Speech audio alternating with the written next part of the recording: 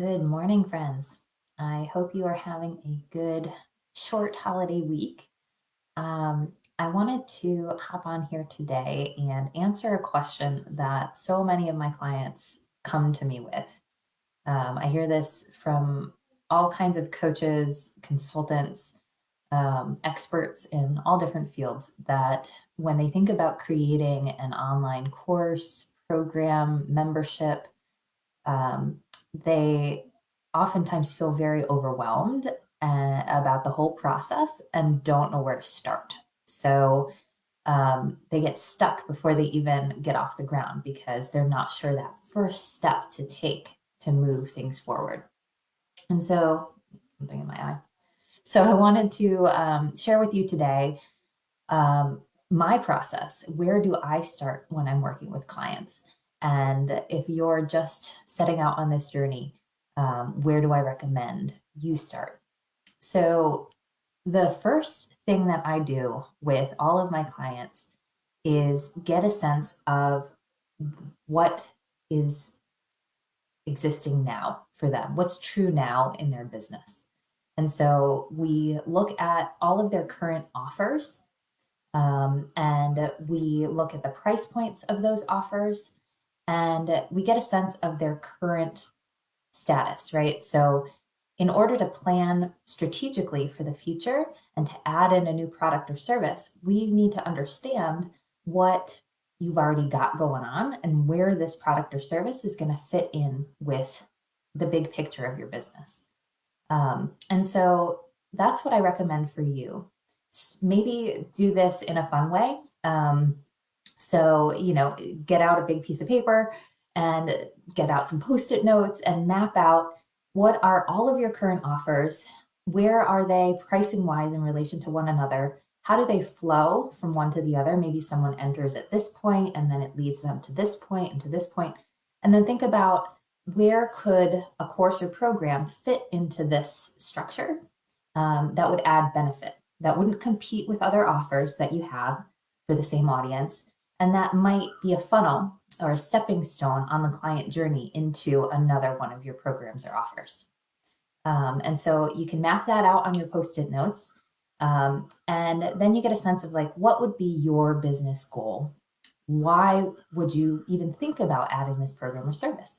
And you can see, because it fills this need here in my business.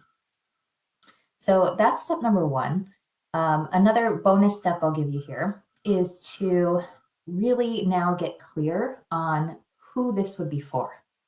So if you haven't already done some kind of ideal client avatar exercise in your business, I highly recommend you do to get really specific about who it is that you serve. And maybe you serve multiple different audiences in different ways, but getting really clear on that audience and then the audience for this specific course, product, or membership. Because you can't develop something that's going to be really impactful and that's going to be magnetic to people who just feel like, oh my gosh, this is for me. I need to buy this, if you don't know who it is you're speaking to. And then, so that's step number two. First step, get clear on your business and what the status quo is and where this product could fit in. Step two, who are you speaking to in this product? Who are you serving? Step three is what is the problem you're solving for them? And so this can be a trickier step than you might think, because we can guess what the problem is. And maybe you've had lots of time working with different clients. And so you've been able to see some patterns and kind of aggregate that data to figure out what the problem is that they most want your help with. But maybe you're newer at this work, or this is a different kind of uh, service that you're adding on and that you haven't tried out before. And so this is a perfect point to pause and do some market research. So this is easier than it sounds. I know when I first heard the words market research, I was like, oh, that sounds intimidating. I don't know how to do that. But really, it's not that complicated.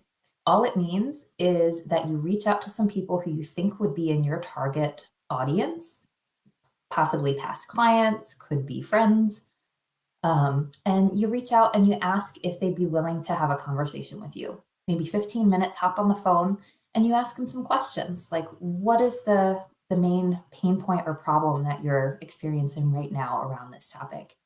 And you listen and you take notes and you really get their languaging around what the challenge is.